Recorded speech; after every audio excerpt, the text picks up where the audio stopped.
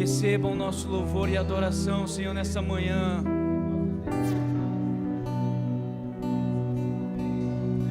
Essa casa é sua casa, nós deixamos ela pra você, Jesus. Essa casa é sua casa, nós deixamos ela pra você, Jesus. Essa casa é sua casa, nós deixamos ela pra você, Jesus. Essa casa é sua casa, nós deixamos ela pra você, Jesus.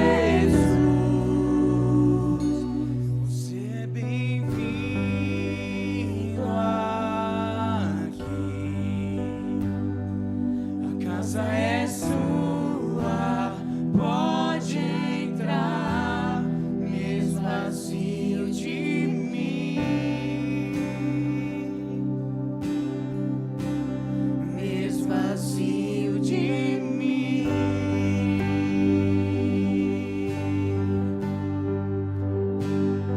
Sopra teu vento aqui, toma teu trono, vem reinar. Nós queremos te ouvir, nós queremos te ouvir.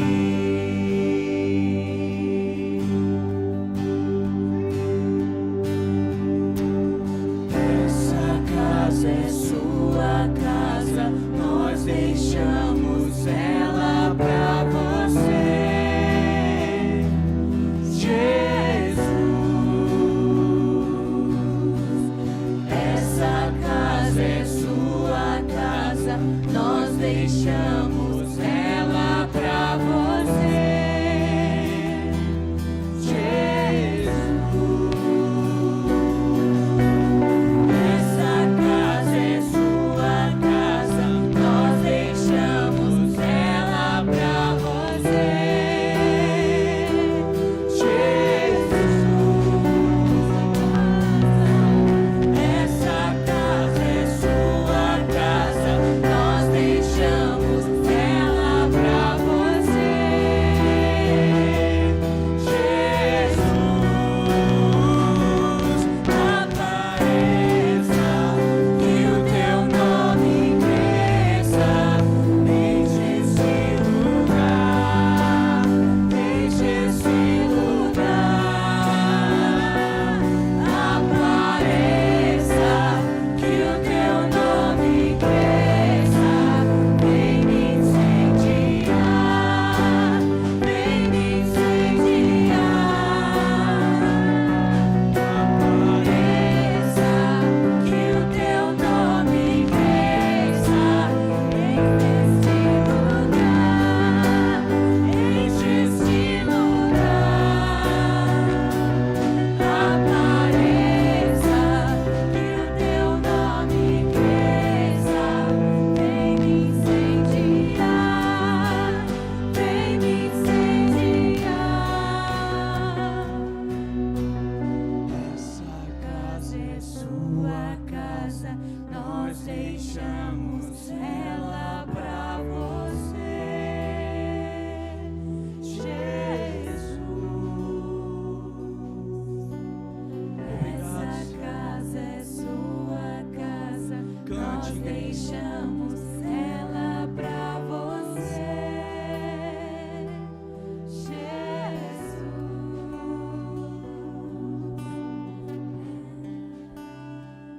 Senhor, obrigado, Pai. Só tenho que agradecer, Senhor. Mateus, capítulo de número 28, e nós vamos falar sobre esse tema, um tema que é propício para uma celebração de missões como essa. As bênçãos da grande comissão. As bênçãos da grande comissão.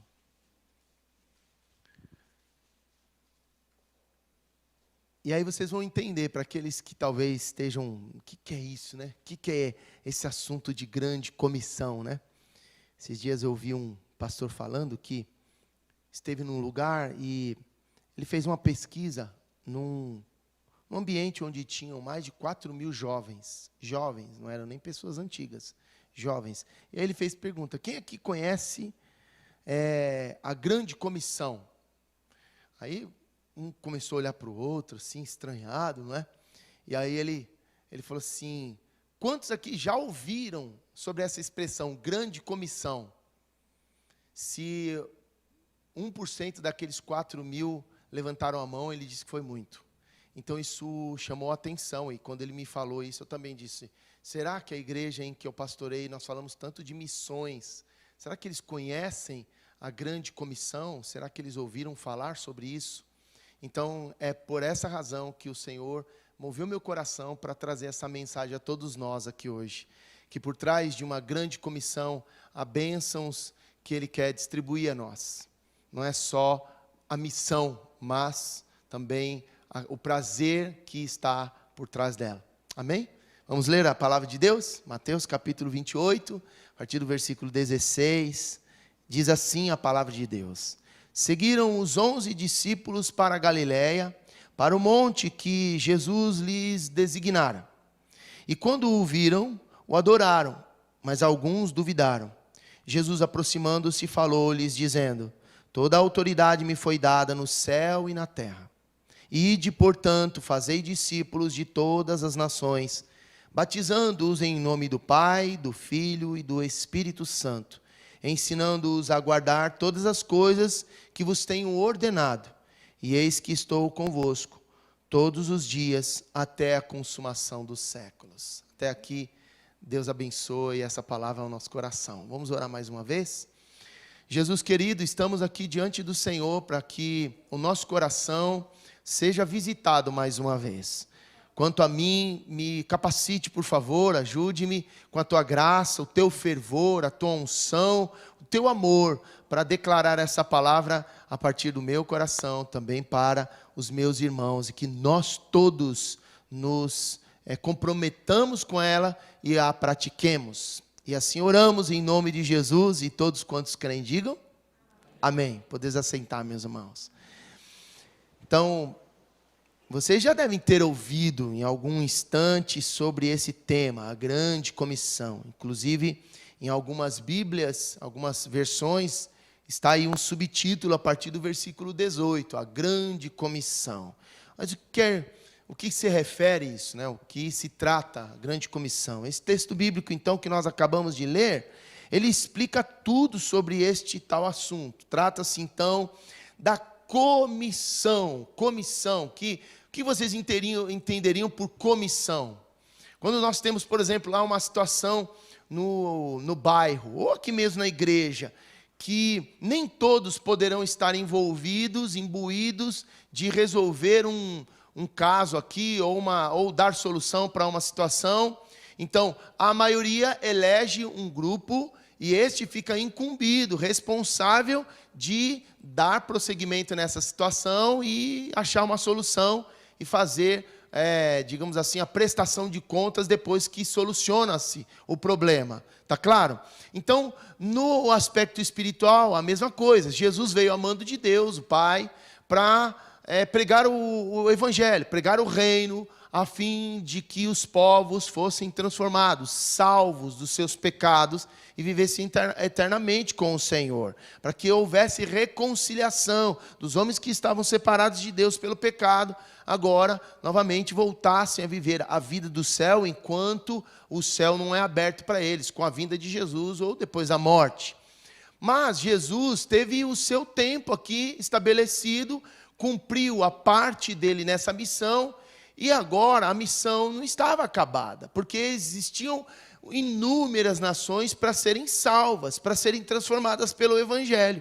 Então agora ele comissiona, ou ele compartilha a missão que era só dele com aqueles que o seguiam, os seus discípulos. A começar daqueles 11 que, na ocasião, antes da sua ascensão, estiveram ali, e depois os discípulos de todas as nações, que os apóstolos foram pregando o evangelho até chegar em nós.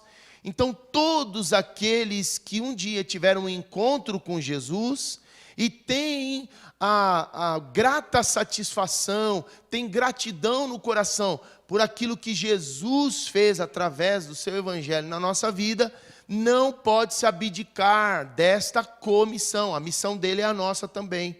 Então, uma vez que Jesus ama as nações, Jesus quer ver as pessoas salvas, nós precisamos também ter esse mesmo amor. Nós devemos, por uma questão de identificação com Cristo, compartilhar dessa mesma missão. Então, sempre quando eu falo desse tema, eu percebo um entendimento errado por parte de muitos cristãos, por muitos crentes, muitos membros da igreja, porque aderiram a um pensamento, a uma ideia errada, coisa do tipo, por exemplo, Deus sabe que eu não sou bom de falar, por que Ele me força a fazer isso? Isso é um entendimento errado. Um outro entendimento, as pessoas não querem saber de Deus. Por que insistir nisso, pastor? O mundo não quer saber de Deus. Você não está vendo aí que o mundo não quer saber de Deus? Pensaram dessa mesma forma a meu e a seu respeito. Mas graças a Deus que alguém insistiu. Graças a Deus que alguém teve um entendimento que Jesus pagaria o preço novamente se isso fosse necessário. Um outro entendimento errado. Como falar se as pessoas andam tão ocupadas? Afinal de contas, eu não posso incomodá-las. Tem um jeito especial de falar. É certo que há tempo de falar e há tempo de deixar de falar. Mas a palavra de Deus, ela sempre vai ter uma oportunidade. Ela sempre vai ter um espaço para alcançar um coração que está caído, está abatido, está destruído, indo a passos largos para o inferno. Por um outro lado também, há um outro pensamento aqui. Lá vem o pastor colocar peso na gente. Será que ele não sabe que a gente trabalha tanto aqui nesse Japão, que a vida aqui é muito louca, a vida aqui é cheia de tarefas? Lá vem esse pastor de novo falar que a gente tem que evangelizar as pessoas. Meus irmãos, evangelismo, ainda que a igreja faça, ainda que a igreja escolha datas específicas para ir às ruas, entregar um panfleto, bater nas portas, enfim, anunciar o amor de Deus, anunciar que Jesus Cristo veio para dar transformação da vida, salvação às pessoas, nós não precisaríamos fazer isso se cada um de nós tivesse essa concepção, essa consciência muito formada. Todo dia eu tenho a oportunidade de falar do amor de Cristo a alguém. Se todos nós diariamente falássemos do amor de Jesus Cristo, eu não precisaria, e nem os irmãos, aqui a liderança, precisaria instituir um sábado ou um final de semana para a gente fazer isso.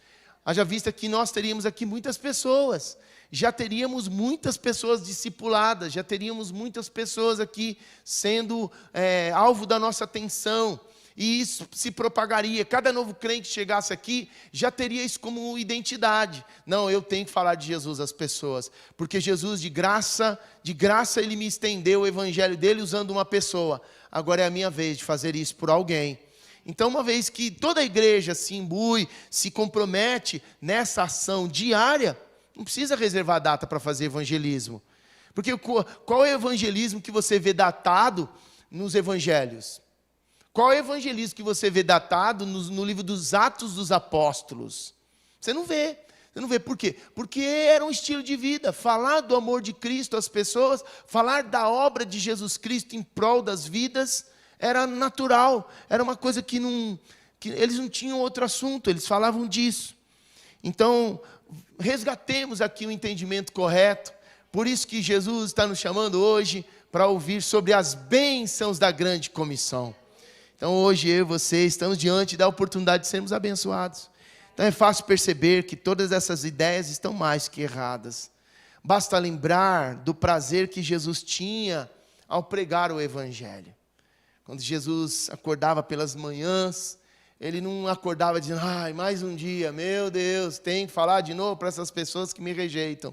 Não, ele tinha prazer, porque ele sabia que era algo bom. E muitos de nós temos sido intimidados de falar de Jesus às pessoas, achando que isso é incômodo. Mas muitas vezes, quando você descobre lá uma promoção no mercado, quando você descobre lá uma companhia de telefonia que dá um desconto a mais, que dá mais gigabytes na internet, o que você faz? Você corre para dizer para as pessoas. Você corre para dizer assim, ó, tem uma boa notícia para você. Tem algo lá acontecendo, você precisa, né, não pode perder essa oportunidade. Se nós carregarmos esse mesmo sentimento que em relação ao Evangelho, nós vamos ter uma outra postura. Eu estou te dando uma boa notícia. Eu estou falando de alguém que pode transformar a sua vida. Ainda que você não queira, mas assim como se eu oferecer um aviso para você que tem lá uma promoção no mercado e a pessoa pode não querer, eu não deixei de fazer a minha parte, de contribuir com ela. Da mesma forma, nós precisamos entender isso, irmãos. É belo, é muito belo. Em nenhum momento você vê Jesus reclamando, mas ao contrário, querendo fazer mais, porque ele carregava esse sentimento. Por isso o entendimento correto que devemos ter hoje é que Jesus decidiu repartir conosco a missão que Deus dera somente a Ele. Ele até poderia ter escolhido anjos, e sem medo de errar, os anjos fariam muito melhor que a gente. Fariam ou não fariam? Mas Ele quer contribuir conosco e quer nos ver abençoados ao repartir conosco essa missão. Então, a missão que Jesus carrega também a vida dele. Por isso que quem cumpre a missão dada por Jesus, também, inevitavelmente, vai viver a sua vida abundante, as suas bênçãos. Então, hoje, de uma maneira específica, eu quero observar com vocês nesse texto aqui, quais são essas bênçãos. Então, a primeira delas está aí registrada entre os versículos 16 e 17, do capítulo 28 de Mateus. Vamos ler juntos? Eu quero ouvir a voz da igreja. É tão gostoso quando a gente ouve a igreja cantando, a igreja lendo, né? Então vamos ler juntos? Seguiram os 11.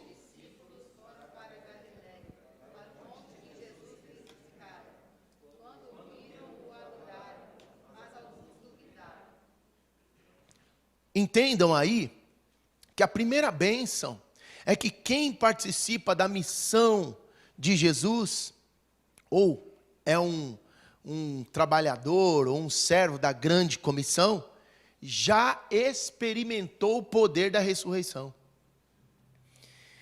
É inevitável que, ao falar com legitimidade sobre alguém ou sobre uma coisa, você já deve ter experimentado ela. Eu gosto muito daqueles atores ou artistas muito sinceros, né? Tem alguns apresentadores de programa no Brasil que, porque talvez o tal produto lá é apresentado horas antes do programa e não deu tempo deles fazerem uso, né? E eles não têm experiência com o produto, eles são muito sinceros. Falam assim, ó, estou apresentando esse produto aqui, gente, porque entrou na grade de propaganda, tá bom? Mas eu não sei se é bem isso aqui mesmo, não. Eu vou precisar experimentar para depois dar um aval. Mas eu estou apresentando aqui para eles, falam mesmo assim, na cara dura. E eu falo, isso aí é honesto. Até as pessoas podem até comprar o produto por causa da sinceridade do tal apresentador. Então seria incoerente Jesus dizer ao mundo para falar dele. Porque, de fato, nós estávamos mortos nos nossos delitos e pecados. E como falar de vida se nós estávamos mortos? Como falar do poder da vida abundante de Jesus a alguém que está morto? Morto não fala, morto não sente, morto não reage. Entendem? Então, quando eu e você fomos chamados para a grande comissão, Jesus está dizendo, é porque você carrega dentro de você o Espírito da ressurreição. Você ressuscitou, meu irmão. Você foi alguém que sofreu ao longo de muitos anos com a morte, por causa do pecado. Mas por causa da graça, do favor divino, através de Jesus, você recebeu a vida. E quem anda com Jesus não apenas desfruta da vida, mas uma vida em especial, a vida abundante. Oh, maravilha! Então, quando eu me proponho a falar de Jesus a alguém, Eu já vou com esse pensamento, eu estou carregado do Espírito da ressurreição. Essa pessoa precisa experimentar esse Espírito e da porção que ele traz para nós. A porção de vida, a porção de alegria, a porção de paz, a porção de entusiasmo pela vida, ainda que estejamos num mundo onde muitas pessoas ainda estejam mortas. Observe que os discípulos, eles foram ao encontro de Jesus, lá na Galileia. Se você abrir lá em Mateus capítulo 26 comigo, abra lá, por favor. Mateus capítulo 26, verso 32. Mateus 26, 32. Eu me lembro desse texto porque nós falamos dele, se eu não me engano, no primeiro final de semana desse mês. Nós trabalhamos com ele na palavra da Santa Ceia aqui. Primeiro domingo da comunhão. E em dado momento, Jesus anuncia que ele seria pego pelos seus inimigos e seria morto. Mas olha a boa notícia aí no versículo 32. Vamos ler juntos novamente? Versículo 32. Mas depois da minha ressurreição, irei adiante de vós para a Galileia. E para onde que os discípulos foram? O texto de capítulo 28, versículo 16 e 17, diz que eles foram para a Galileia. Chegando lá, eles encontraram nada mais, nada menos quem? Jesus, ressurreto, gente. Porque nenhum daqueles homens vira Jesus ressurreto. Só as mulheres que estavam ali, não é, na expectativa de vê-lo ressurreto. E Jesus aparece para elas e dá até um recado. Diga a eles que estou para eles irem aonde eu disse que estaria, na Galileia.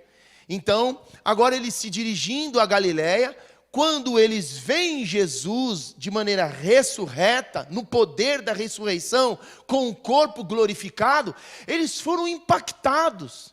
Então, todos nós que nos relacionamos com Jesus, de uma maneira íntima, de uma maneira profunda, de uma maneira diária e constante, somos impactados pelo poder da sua ressurreição. Por isso que no momento em que eles viram Jesus, a postura deles fora outra. É como, se vocês lembrarem comigo, foi como a postura de Pedro, Tiago e João no Monte da Transfiguração. Quando lá, no Monte da Transfiguração, viram Moisés e Elias, e o corpo deles reluzente, brilhando como a luz do sol, eles caíram num temor e viram que havia algo diferente. E foi a mesma atitude que aqueles todos discípulos tiveram ali, os 11, digo. Porque na mesma ocasião, vale lembrar, que o apóstolo Paulo, lá em 1 Coríntios, no capítulo de número 15, ele fala que Jesus estava ali na presença de cerca de 500 pessoas. 500 pessoas naquela ocasião o viram ressurreto. Por isso que os 11 que já tinham intimidade com Jesus, os 11 que já tinham experimentado da vida abundante que Jesus veio trazer, eles reconheceram algo diferente e logo identificaram. Ele ressuscitou, ele está debaixo do poder da ressurreição. Então nós o adoramos, e essa postura de adoração é como se dissessem: nós também queremos experimentar e viver o mesmo poder da ressurreição. Então hoje, meus irmãos, é bom que nós resgatemos isso. Eu não fui apenas salvo, eu não fui apenas um felizardo em ter a minha vida transformada. Eu sou hoje um coportor da ressurreição de Jesus Cristo, que deve ser liberada para muitas e muitas famílias. Como foi a promessa de Deus a Abraão: em ti serão benditas todas as famílias da terra. Será que você pode dizer assim: eu sou coportor dessa missão? Pela minha vida, muitas famílias serão abençoadas com o poder da ressurreição de Jesus Cristo. Aleluia! Aleluia! Então, é uma pergunta que a gente tem que fazer, pensando nisso. Por que Jesus ressuscitou? Obviamente, há muitos motivos, porque vencendo a morte, certamente nada poderia detê-lo. Mas, no entanto, por causa desse pensamento que eu carrego o poder da ressurreição, o espírito da ressurreição em mim, por causa de Jesus, Um dos motivos foi para que nós fôssemos ressuscitados da morte que o pecado trouxe a nós. Se vocês lerem depois na casa de vocês, Romanos capítulo 6 diz que nós fomos ressuscitados com Cristo na morte pelo batismo. Então, quando nós batizamos, é um símbolo da nossa morte para o mundo, morte para as nossas vontades carnais, e a ressurreição para uma nova vida, um novo modo, um novo estilo de viver, que agora é debaixo do poder da ressurreição. Quem assim não vive, também não vai ter legitimidade ao pregar o poder da ressurreição, porque ainda a morte reina. Então, se você experimenta a vida de Deus, se você exemplifica isso nas suas atitudes, através de santidade, através de um bom testemunho, é inevitável. As pessoas já veem ressurreição em você. As pessoas já veem algo diferente em você.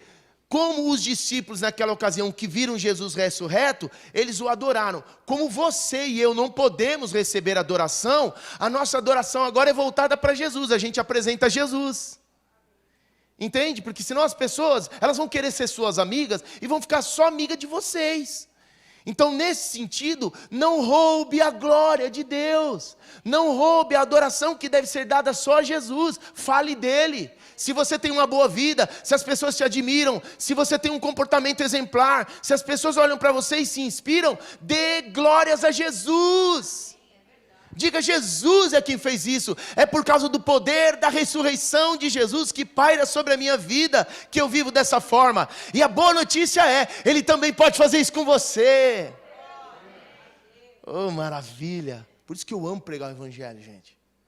Um ambiente onde eu estou, tenho oportunidade de falar desse poder da ressurreição. Estou eu lá, mandando a boca no trombone, meu irmão. É uma vitória. É uma vitória, olha que bênção.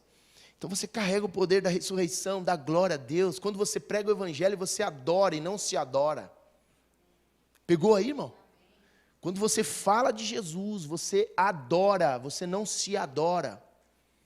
Que é um pecado fazer isso. Porque veja que não foi apenas por mim ou por você que Jesus ressuscitou. Não foi só por nós nessa sala que Jesus ressuscitou. Jesus ressuscitou para que o mundo fosse salvo. Para que todos os povos, nações, línguas, etnias, raças do planeta Terra alcançassem o favor de Deus por intermédio de Jesus. Então seria egoísmo demais a gente só reter para nós o poder da ressurreição. A gente tem tanta oportunidade de falar disso, né, irmãos? Hoje a gente está recebendo mais do que uma estratégia, uma razão para falar de Jesus. Você carrega algo muito poderoso. Será que você pode pôr a mão no teu coração aí? Talvez vocês consigam perceber o seu coração batendo aí. Perceba o seu coração batendo aí, irmão. Isso é um símbolo de que você está vivo. E no reino espiritual, é um símbolo de que você está sob o poder da ressurreição de Jesus Cristo. Na minha vida é literal, porque eu estava à beira da morte. Talvez na sua também. Para alguns, nem sabiam que a morte estava por chegar. Mas Jesus os resgatou. E seu coração bate hoje, dizendo ressurreição, ressurreição, ressurreição, ressurreição, ressurreição, ressurreição. Libera essa ressurreição que está aí no teu coração, irmão. Libera. Porque Jesus disse assim: assim como tu me enviaste ao mundo, também eu os enviei ao mundo. E Jesus não fez esse envio de uma maneira errada. Ele fez esse envio, seu e o meu, porque Ele sabe que nós temos algo a oferecer e legitimamente nós podemos oferecer. Porque, pergunto eu a você, você já experimentou o poder da ressurreição? Ele sabe que você faria uma boa propaganda. Uma propaganda legítima dele. Amém, irmão? Amém, minha irmã? É João 17, 18 que diz isso. Porque o Senhor me enviou ao mundo, agora eu estou fazendo o mesmo com ele. Com eles. Eu estou enviando eles como a ressurreição para o mundo. Em 1 de João, capítulo de número 5, 1 de João, capítulo de número 5, versículo 1, também ele diz assim: todo aquele que crê que Jesus é o Cristo é nascido de Deus. Nasceu de Deus, portanto não está morto. Está nascido, nasceu. Está vivo. E quem ama aquele que o gerou, ou seja, você nasceu do Pai. Se você nasceu do Pai, o Pai te deu vida, poder de ressurreição através de Jesus Cristo, você vai amá-lo. Agora, olha como João aqui é coerente. Então, quem ama o Pai, ama também aqueles a quem Ele gerou. Agora, deixa eu dar uma notícia para vocês. Muitos interpretam esse texto como gerou num sentido literal. Ou seja, a partir de agora, a partir do nascimento agora. Aqueles que estão se convertendo. Não, não se trata, pelo contexto, não se trata de novos convertidos. João não está falando isso. Um novo convertido precisa ser cuidado. Claro, ele precisa ser cuidado até que ele consiga gerar. Mas ele não está falando disso. Ele não está falando só que nós devemos amar uns aos outros, aqui na igreja, como irmãos da fé. Não, ele está falando daqueles que foram gerados antes mesmo da fundação do mundo, no coração de Deus através de Jesus Cristo. Eu e você já fomos gerados antes de nos convertermos. Era sonho de Deus Ele nos vir aqui hoje, professando e ouvir essa palavra. Amém?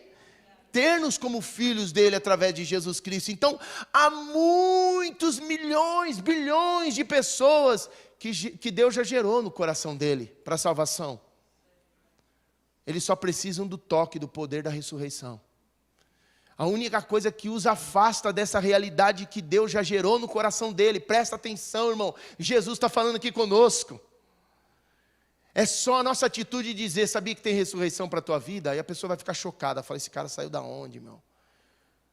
Na segunda de manhã, o cara já aponta o dedo para mim e fala: sabia que tem Jesus, tem poder de ressurreição para a tua vida? O cara vai falar assim: da onde você saiu, cara? De que planeta? O sol fez mal para você esse tempo aí de verão, né? Não! É a boa notícia, porque essas pessoas conectadas com o poder de ressurreição de Jesus, elas estão imediatamente conectadas ao propósito de Deus, povo. Elas já são geradas no coração de Deus, elas só precisam da conexão. É como você ter aí, hoje a gente fala muito de eletroeletrônico, né? É como você ter um baita de um iPhone na mão, última geração, só falta fazer comida e cafezinho para você, né? Só que em dado momento você não pluga ele mais na tomada. É uma boa invenção, serve para um monte de coisa, mas não está conectado na fonte. Olha essa representação, imagina a gente como um fio. Nós somos o fio que liga estes servos e servas que Deus já gerou no coração, mas que não estão vivendo nisso. Não estão vivendo essa realidade. Essas famílias que não estão vivendo nessas realidades, esses casamentos, entende? Esses filhos, esses pais que estão sofrendo. Nós somos a ponte que liga eles ao Senhor. E Jesus ligando eles a Deus. Em nome de Jesus, recebamos isso como bênção. Segunda bênção aqui que está ligada à grande comissão, ao cumprimento da grande comissão. A missão que Jesus compartilhou conosco, quer dizer, é que a missão de Jesus define maturidade espiritual na vida de quem a cumpre. Vou repetir. A segunda bênção que a grande comissão nos concede, nos outorga, nos presenteia aqui, é que quem participa da missão de Jesus já está evidentemente colocado numa posição de maduro espiritual. Está entendendo o aspecto pelo qual ele foi salvo, ela foi salva. Então não é para ser cuidado, é para cuidar. Não é só para receber, mas é para dar. Não é só para ser servido, é para servir. Entende o que eu quero dizer? E esse tem sido, nos últimos tempos, o maior drama da igreja de Jesus na terra. Porque enquanto poucos têm esse entendimento, e muitos não tendo entendimento, trazem apenas afazeres para os poucos que estão ali engajados nessa missão. Então a igreja não pode mais caminhar a passos imaturos. Entende o que eu quero dizer? A igreja não pode ficar numa posição passiva, esperando apenas que Deus faça. Não, Deus já nos deu poder e autoridade para realizar os seus feitos. Oh, maravilha! Vamos ver isso? Mateus 28, 18, até a primeira parte do versículo 20. Mateus 28, versos 18, a primeira parte do versículo 20. Jesus, aproximando-se, falou-lhes, dizendo: o que é que ele disse, povo?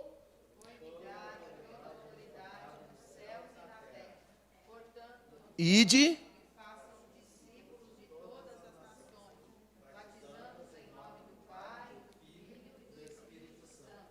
e ensinando-os. Olha esse texto desse prisma, maturidade espiritual. O Filho de Deus mais maduro, sem dúvida nenhuma, é Jesus. Ele é o nosso discipulador maior. Então, tudo o que nós anunciamos a respeito de céu para as pessoas vem através de Jesus. Ele é a própria revelação de Deus. Ele é a exata expressão do amor de Deus. É por meio de Jesus que nós temos a clara sabedoria, entendimento de quem é Deus. Porque quem o vê, vê ao Pai. Coisa que ele disse a Filipe, lembra? Mostra-nos o Pai. Ele fala: Filipe, é tanto tempo, você está comigo, e você me pergunta, mostra-nos o Pai, mostra-me o Pai. Aquele que vê a mim, vê ao Pai. Então nós conhecemos a Deus por conta dos evangelhos que apresentam na íntegra quem é Jesus. E sendo Ele Deus encarnado, nós temos o ensino completo. Então, por causa desta sabedoria, por causa desse entendimento, nós já temos uma chance de falarmos de Jesus. Mas veja, qual é a diferença nesse caso? Há muitos filósofos que falam tão bem de Jesus quanto qualquer um de nós crentes no Senhor Jesus, sabia? Há ateus que conhecem a pessoa de Jesus, até mais que alguns crentes, vocês sabiam? Mas a diferença entre nós e eles é que eu e você entregamos a nossa vida, experimentamos o poder da ressurreição, e outra, nós temos relacionamento com Jesus. Então, quando nós falamos com propriedade. E, além disso, por causa desta situação, Jesus nos outorgou falar em nome dEle. Ele disse: eu dou a vocês a autoridade de falar tudo a meu respeito e o melhor, em meu nome. Quando vocês forem falar, vocês saibam, vocês têm uma procuração minha, através da marca do meu sangue na vida de vocês. Quando vocês falam, é como se eu estivesse lá falando. Está claro isso? Ou eu dificultei a vida de vocês? Eles informam. Nós entregamos revelações, nós entregamos poder de Deus, nós designamos pessoas para viverem no propósito eterno. Eles só informam, eles só contam história, nós escrevemos a história, que somos a igreja do Deus vivo. Não é maravilhoso isso, gente? E observa o texto. Porque ele diz: toda autoridade me foi dada no céu e na terra. Ou seja, não tem outro lugar que eu não tenha autoridade. Não há lugar nesse universo que eu não tenha autoridade. Nas entrelinhas, quando ele diz ide, se usava uma condição nos dias antes de Jesus e depois, por muito tempo, em que um rei, quando tinha um emissário, um coportor das suas notícias, ou ele pegava o seu anel e selava uma carta que se levava, ou ele entregava o próprio anel para o emissor lá, para dizer, ó, está aqui, o anel do rei está aqui comigo. Ele é quem em pessoa está falando, não eu. Eu carrego uma marca dele. Então Jesus fala aos discípulos dessa tal forma que eles entendem na hora. E só entenderam porque os 11, e não os 500 e tanto que estavam lá, porque os 11 tinham já experimentado o poder da ressurreição. Então você só vai entender isso se você a priori passou pelo poder da ressurreição, se você é nascido de novo, se você tem os seus pecados perdoados, porque você entregou a sua vida para Jesus. Senão o que eu estou falando aqui vai te confundir, e até vai te tornar alguém soberbo, e não é para isso que eu estou falando isso. Eu estou dizendo para você, que se você estiver firme no Evangelho, não há ninguém que impeça você de deixar a marca de Jesus Cristo na vida de muitas pessoas e famílias e nações.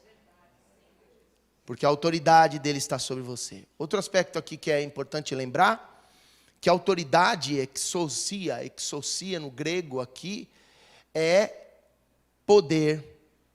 Então, além de ter aquela transferência de idoneidade para a pessoa que fala dele, ele também está agora dando poder para agir, poder para tomar ações, decisões, em nome dele. Quanto privilégio nós temos ao fazer parte da grande comissão, povo! E aí vem uma lista, por quê? Porque ele diz, ide, portanto, então vão. Sobre o efeito dessa autoridade, eu quero dar um outro esclarecimento aqui para todos nós. Quantos aqui já receberam uma promoção na vida? Seja de office boy para auxiliar de escritório, ou de um simples operário para chefe de uma seção, de um setor, ou um cargo mais elevado. Aí, muito bom. Aí o seu chefe chegou naquela manhã e disse assim, eu gostaria de conversar com você na minha sala. Aí não preciso nem dizer o que aconteceu com você, né? Tremeu, as pernas tremeram, né? Aí você foi perguntar para o que o chefe também te chamou para a sala dele lá? Não me chamou não. Ih, rapaz, não sei não, hein? Olha o facão aí, olha a sombra do facão, né? Assim, aí todo mundo pensa que é o pior, né? Aí quando você entrou na sala do chefe, o chefe começou a contar aquelas histórias, né? Fazer aquela volta, né? Toda. E chegou, falou, então, e agora? A gente está entendendo que você tem capacidade para fazer ou assumir uma responsabilidade maior. E aí você disse o quê? Ah, que droga, chefe. Nossa, não é muito peso isso aí. Você fez isso? Você é louco, nós não faríamos isso, nós não fizemos isso. A gente saiu de lá como assim? Ó, a gente, tudo bem, chefe, vai fechar a porta, né? Aí sai, yes, né? Assim, a gente sai todo cheio, puxa vida, viu em mim potencial, viu em mim capacidade. Nas entrelinhas, o que você quer dizer? Viu em mim responsabilidade. Eu sou capaz de assumir essa responsabilidade.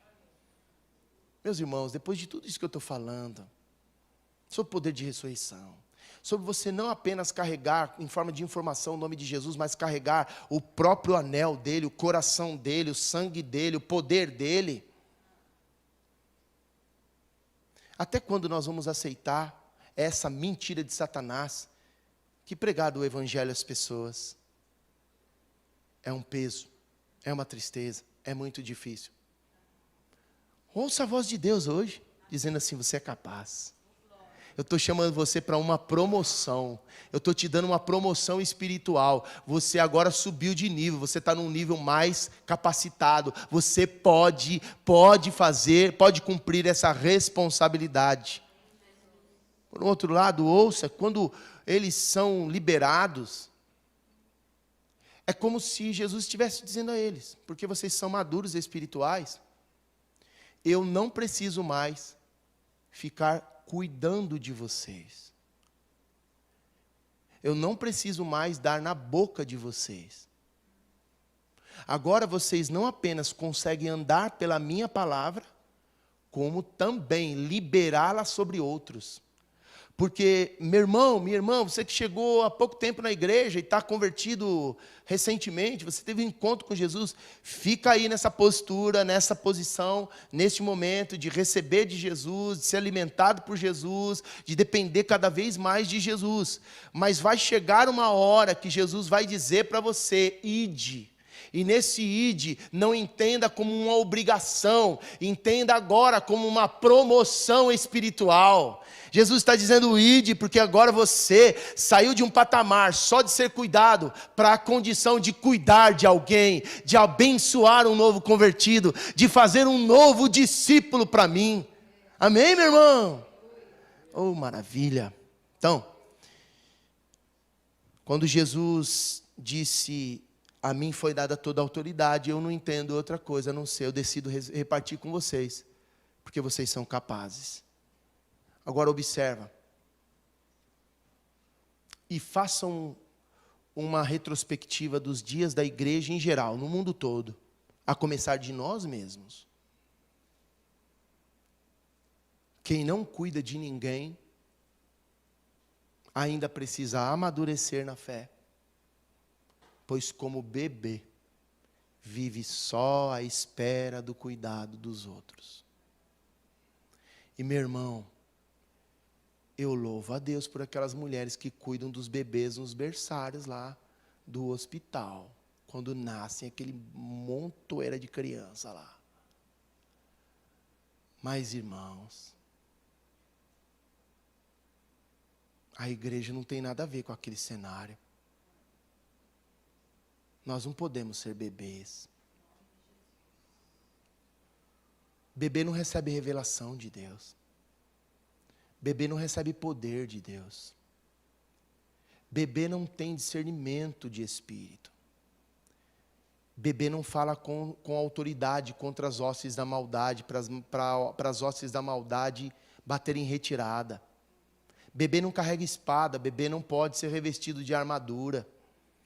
Bebê está numa condição vulnerável. Então não goste de ser bebê. Tire isso da sua cabeça, que é confortável você ficar no seu lugar, só esperando que alguém te aconselhe, que alguém te abençoe, que alguém ore por você. Isso é bom, quando você precisa é bom, todos nós precisamos.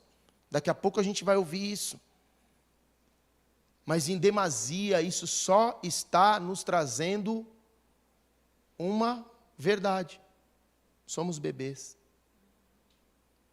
Nós precisamos andar, irmãos. Nós precisamos começar a fazer pelos outros o que fizeram por nós. Minimamente, na sua característica, na sua personalidade, na sua condição física, na sua condição emocional. Mas nós não podemos ficar apenas numa posição de sermos servidos. E ouça a voz de Deus no sentido de dizer, filho, você pode mais. Filha, você pode mais. Lembra quando a sua mãe, né? As mamães aí que o digam. Não é verdade que quando os filhos passam do tempo de mamar, os filhos são amados, mas a atitude deles já não se torna importuno? Alô, mães, onde vocês estão aí? Sim, então, você tem um filho com 5 anos de idade mamando ainda, misericórdia, né, meu amigo? Você fala, Jesus, não dá mais, não me aguento mais, meu amigo. Vamos lá. Então, aí tem lá uns métodos, né, que as mamães usam, né? E aí o filho fala, não quero mais. Então ele amadurece, ele tem que amadurecer. Ou no amargo, ou no doce, sei lá o quê, né? Então tem muitas mães que fazem lá os métodos delas. Eu me lembro quando nós usávamos chupeta, né? Para os filhos. E aí, a ideia, a gente fez de tudo. Pôs pimenta, pôs de tudo. Não deu certo, meu amigo. Os filhos eram tudo inteligente, né? Aí eu falei assim, meu Deus. Aí teve uma irmãzinha abençoada que falou para a pastora dela. Falou assim, ele não tá soltando a chupeta? Beleza. Sabe o que você faz?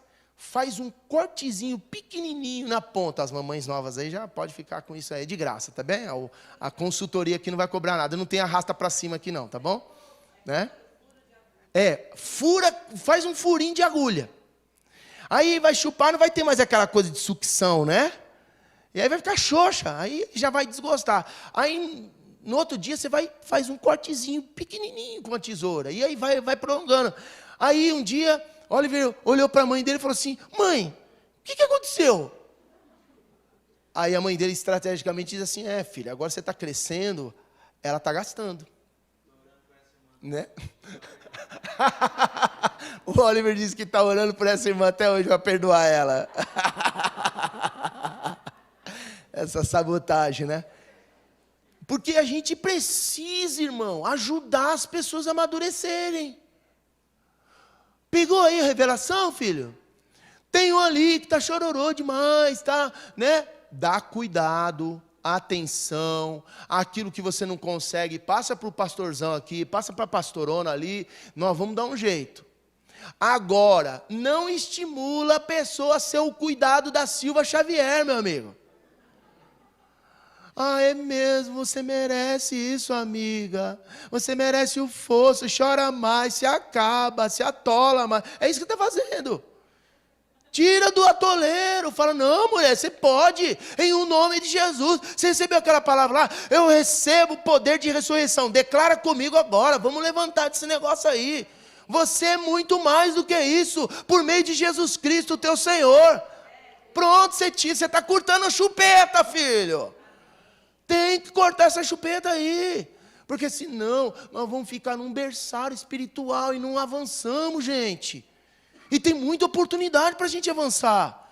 Tem muitas igrejas para a gente instituir nesse lugar. Tem ou não tem, varões? Tem ou não tem, homens de Deus? Tem muitos campos missionários, estão brancos para a ceifa. Mas bebê não consegue ver nada a não ser o seu estômago comprimido, né? E chorar. Com todo respeito, eu não estou aqui desfazendo de pessoas que estão nesse quadro, e eu sou pastor, eu aconselho, eu estou andando junto, tá certo? Não estou falando de você, não entenda, não estou, sendo insensível à sua dor, não é nada disso. Eu estou falando para quem aqui já está ouvindo a voz do Espírito, está precisando dessa palavra: sai daí, você tem muito mais potencial do que só ficar parado. Maturidade espiritual traz para nós experiências sobrenaturais. Coisa que eu acabei de dizer. Bebê não pode ter. Bebê não tem discernimento. Bebê não consegue ter noção do que é nem reino espiritual. Imagina sobrenatural de Deus, poder de Deus, poder do Espírito Santo. Vamos abrir a nossa Bíblia lá em Marcos, capítulo de número 16, verso 17. E deixa o Espírito Santo falar com você. Deixa a palavra, só a palavra, fazer um processo de limpeza na tua consciência, no teu coração, meu irmão. Deixa a palavra escovar aí hoje, para sair um ranço de ideias errôneas que você e eu carregávamos ao longo de anos, que nos impediam de sermos maduros espirituais. Olha a bênção que tem de participar da grande comissão. Ouça a voz de Deus agora. Marcos capítulo 16, verso 17. Estes sinais aqui é o mesmo que estas obras sobrenaturais hão de acompanhar aqueles que creem. Em meu nome expelirão demônios, falarão novas línguas, pegarão em serpentes, e se alguma coisa mortífera beberem, não lhes fará mal. Se impuserem as mãos sobre enfermos, eles serão curados. Olha o que Deus tem para a tua vida em forma de sobrenatural. Você começar a apresentar não apenas o poder da ressurreição como informação, mas agora na íntegra. Você vê alguém ali cabisbaixo, chorando, caído, você levantar as mãos e dizer: em nome de Jesus, receba a vida. Você ter ali uma pessoa que está oprimida pelo diabo, você vai dizer: você vai ser liberta hoje. Nós vamos orar, vamos fazer uma campanha de batalha espiritual, e você terá a sua vida devolvida dentro dos moldes do plano de Deus. Em o nome de Jesus, receba agora. Você ter um momento lá no teu quarto, onde você vai orar e começa a orar em línguas, e a glória de Deus aparece naquele lugar para você. É esse nível que eu estou falando, que está por trás da grande comissão. Como é que Deus vai colocar você num campo de batalha com o peito aberto? Não, Ele tem que te munir de sensibilidade e poder no sobrenatural. Poder esse que vem do Espírito Santo, meus irmãos. Imagina você orar por alguém e instantaneamente essa pessoa ser curada. É isso que eu estou falando, que bebês não podem fazer. Diga assim: o Senhor está me chamando para esse novo nível na minha vida espiritual. O Senhor está querendo me promover e é hoje, varão, varoa. Oh, aleluia. Então, a partir desse ponto também, não apenas receber poder sobrenatural, mas marcar a vida de pessoas. Marcar a vida de pessoas representando o próprio Jesus na vida delas. Porque ele diz lá: fazei discípulos, batizando-os em nome do Pai, do Filho e do Espírito Santo, e ensinando-os a guardar tudo o que eu tenho dito. Então ele está aqui transferindo, a partir da autoridade, ele também está transferindo essa condição da gente ser representante dele. Eu tenho a honra de representar a nação brasileira todos os meses. Quando o Consulado Geral de Nagoya, o Consulado Geral do Brasil em Nagoya, me dá a oportunidade de pregar o Evangelho e fazer visita para os detentos em Kyoto. E, meus irmãos, a primeira vez que fui, porque eu fiz capelania prisional no Brasil durante um tempo, mas lá no Brasil eles veem você como um semi-desgraçado querendo resolver a vida dos tamanhos desgraçados que estão atrás das grades, né?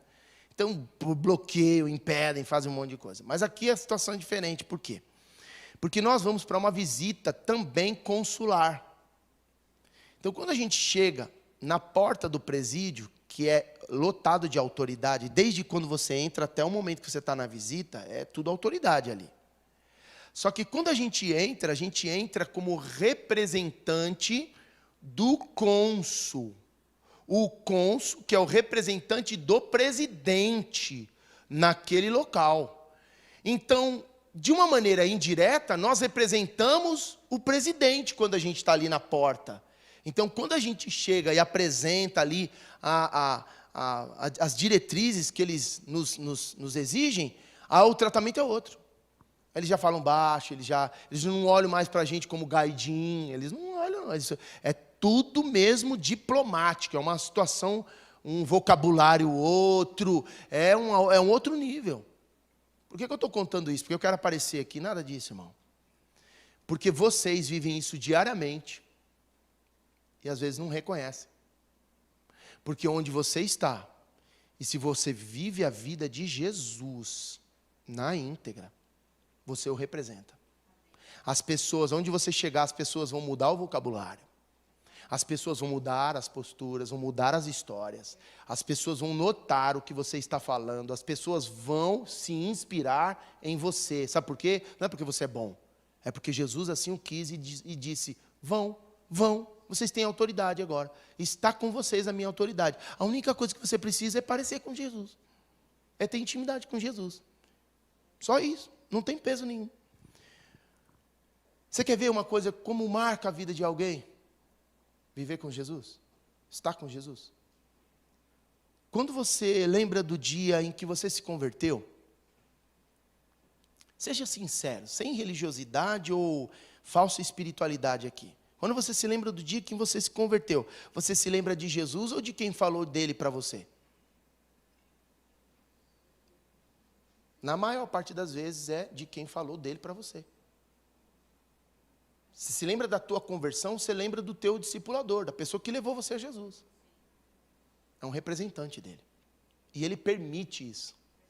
Por isso que você lembra dele e você até se emociona, fala: puxa, aquela pessoa falou de Jesus para mim. E você sente saudade. Porque isso não é idolatria. Isso aí é o papel que ele cumpriu e cumpriu bem. Ele representou a Jesus e Jesus dá essa honra para ele.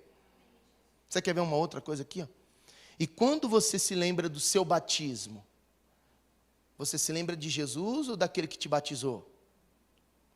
Entende? Porque representou Jesus, fez o que Jesus mandou.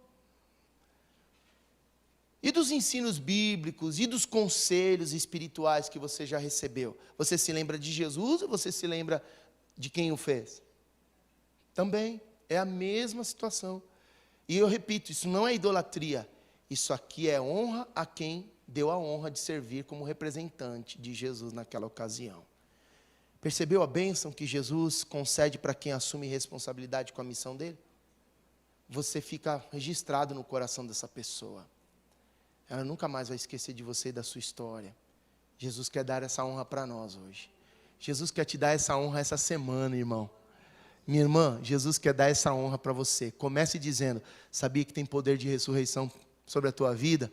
E aí você, como maduro espiritual, faça alguma coisa, cuida, abençoa, haja em prol da vida dessa pessoa, para que ela veja Jesus em você. Por último, uma última bênção, tem muitas outras, mas eu destaquei 3 aqui, para a gente sair daqui estimulado, hein, irmão?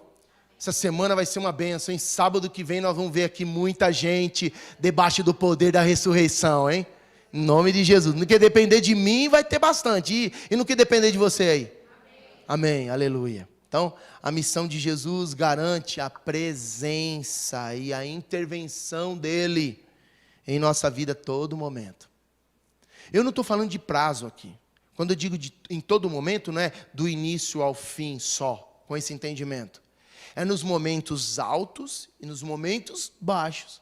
Porque, como eu disse, que é lembrar das pessoas que também precisam de um acolhimento, precisam de um encorajamento, precisam ir para o hangar, para passar pelas manutenções, não é? As manutenções que, por conta das guerras, por conta das lutas, tem pessoas que sofrem e precisam de manutenção, precisam de um tempo para o coração ser restabelecido, fortalecido e voltarem ativa novamente. Isso não é um pecado. E por isso Jesus está dizendo, eu estarei com vocês todos os dias até a consumação dos séculos. Lá na última parte do versículo 20 de Mateus, capítulo 28.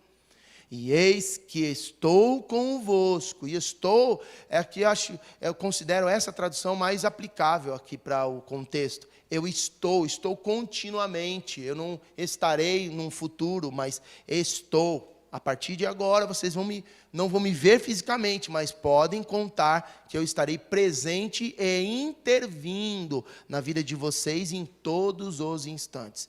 Queiram vocês na bênção ou no momento de tristeza, no momento de agrura, desafio, enfermidade e tudo mais. Por que Jesus deixou isso aqui? Porque Jesus sabia que a missão dele é desafiadora para todo mundo.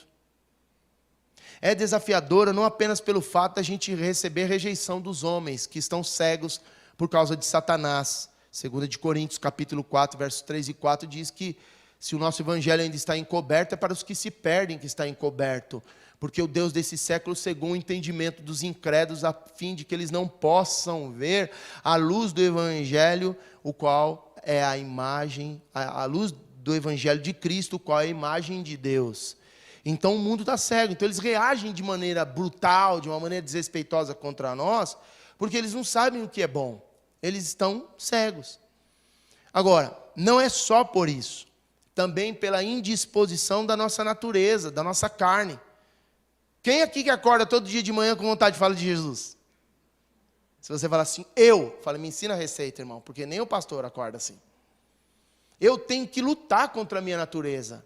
Eu tenho que dizer, não, a minha natureza quer só para mim, mas eu tenho que distribuir, eu tenho que repartir. Porque quando se aprende a repartir, note isso, ó, o seu filho começa a tomar projeção da saída do estágio de bebê, daquela criança egoísta, para uma criança um pouco mais madura e sociável, quando ele aprende a repartir, a ter comunhão com os demais. Se ele ainda não está nesse estágio, ele pouco terá a condição de assumir responsabilidade ou qualquer outra coisa que você esperar dele, porque ele é bebê. Então eu e você temos que pôr a nossa natureza para repartir. Vai dizer, não vou ficar calado não, eu tenho coisa boa dentro de mim, não tem só coisa ruim não. Será que você pode declarar isso para a tua alma aí? Tem coisa boa dentro de mim. Deus está fazendo coisa boa em mim. Não tem só coisa ruim não. Em nome de Jesus, eu anulo esse pensamento. Aleluia. Então você pode ter passado por momentos muito difíceis. E além disso, pela oposição insistente do diabo. O diabo ele não é opositor de Deus, porque ele não é páreo para Deus. Ele não consegue frustrar o plano de Deus. Então ele não se mete com Deus. Mas ele se mete com as criaturas de Deus e, a priori, a igreja do Deus vivo. Então ele afronta a igreja do Deus vivo. Ele é adversário da igreja. Ele está no encalço de todos nós diariamente. Então, sabendo Jesus, agora, dizendo... Jesus sabendo que nós estaríamos numa missão que teria todo esse enfrentamento, seria incoerente ele dizer, vão. Você não está indo sozinho, você está indo com Ele, você está indo por Ele, você está indo por meio dEle e para Ele, querido. Talvez você diga aí na sua natureza, eu não sou capaz, mas Jesus com você te torna capaz. Você em Jesus pode muito mais, porque Ele te fortalece. Amém? Muda isso na tua mente. Eu não posso, não. Sim, posso com Jesus, tudo naquele que me fortalece, porque Ele me fortalece. Amém? Eu não posso ficar nessas desculpas, nessas justificativas, mesmo que a situação seja dura. Jesus está comigo, a obra não vai parar, nem na minha vida e nem no avanço do reino de Deus.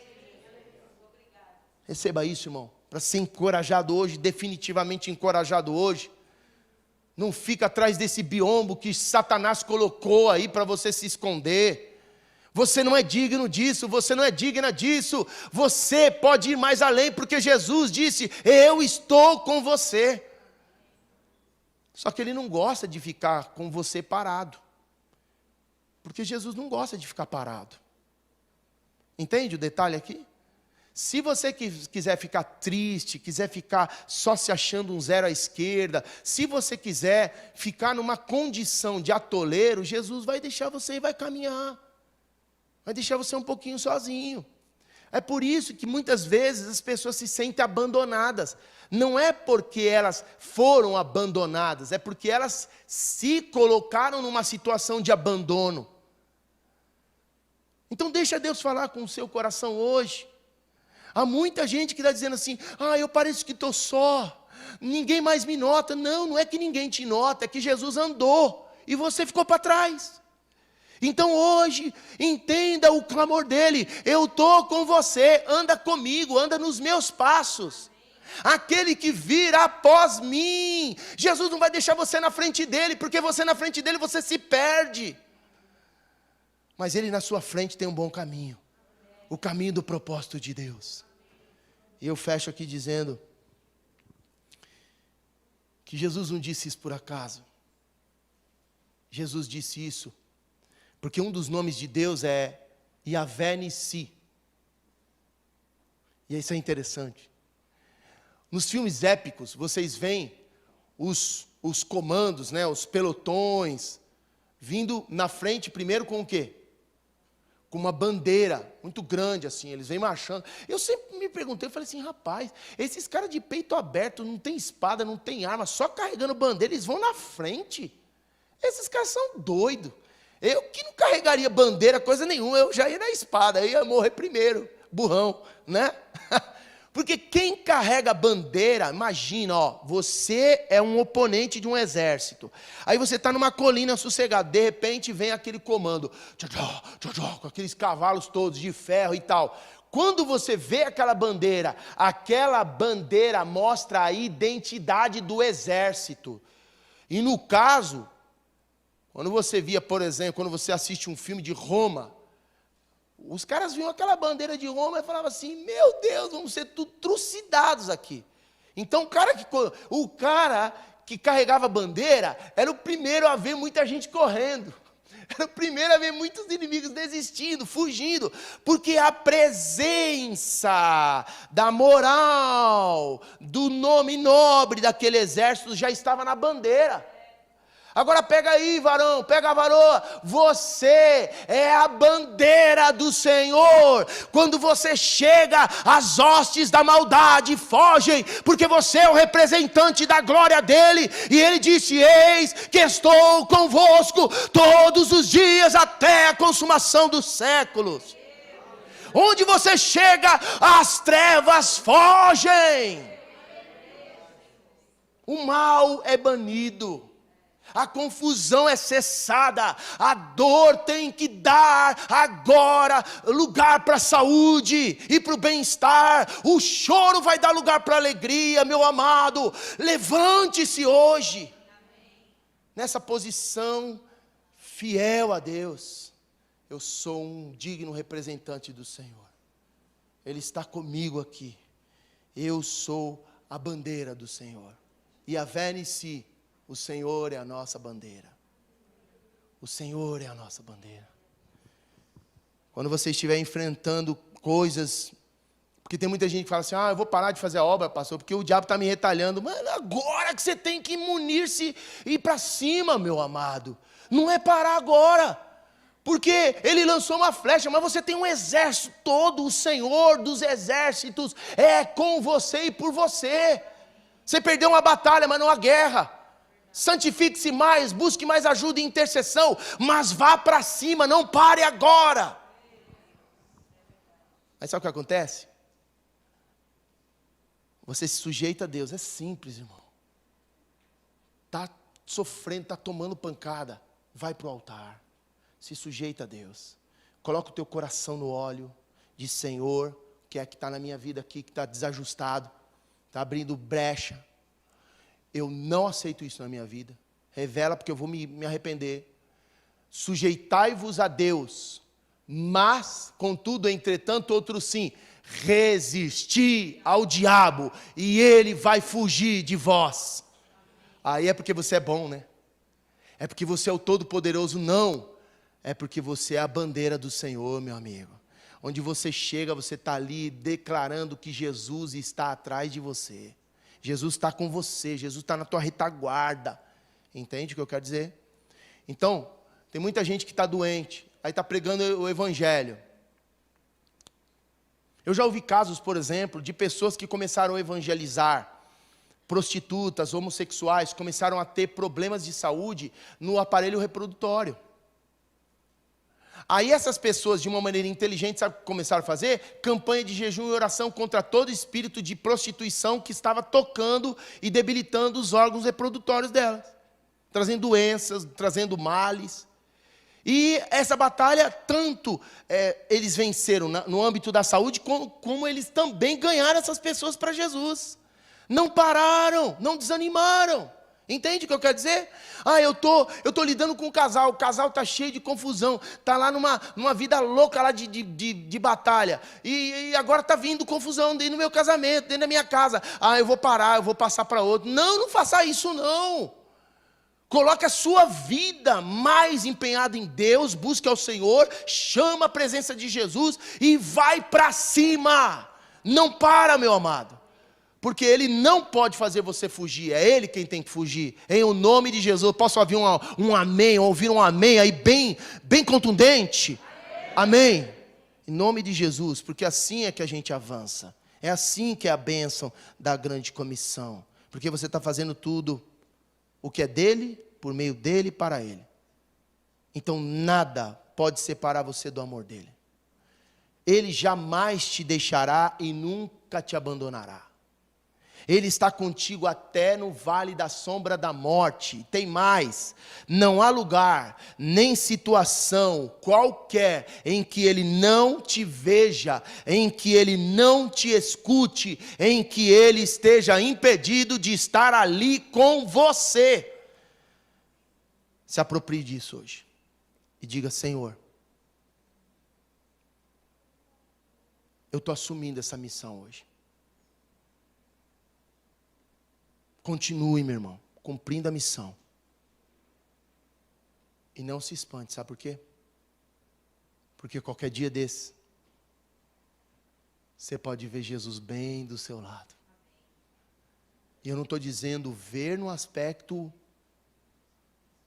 por sinais. Você pode ver Jesus.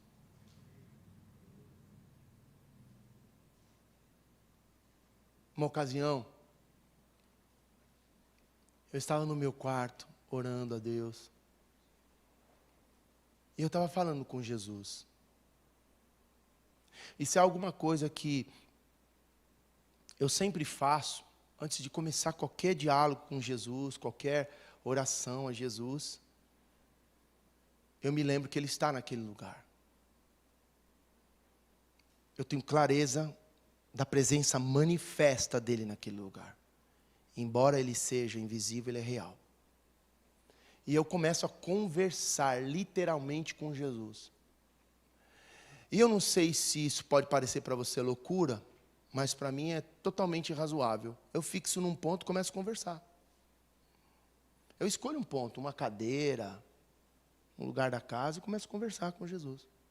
Porque Ele não me faria de bobo. Invisível, Ele poderia ir lá e ficaria olhando para mim. Isso me dá tanto prazer, irmãos, porque apesar de eu não enxergar, eu estou prestes a ouvir a voz dEle.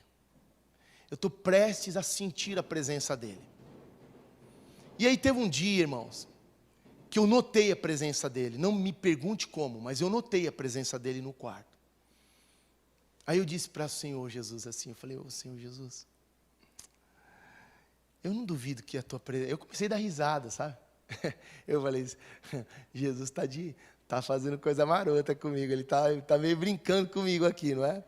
Aí eu comecei a dar risada, aí eu falei com o Senhor, eu falei, Senhor, eu não duvido da tua presença aqui, mas eu queria tanto sentir o teu toque.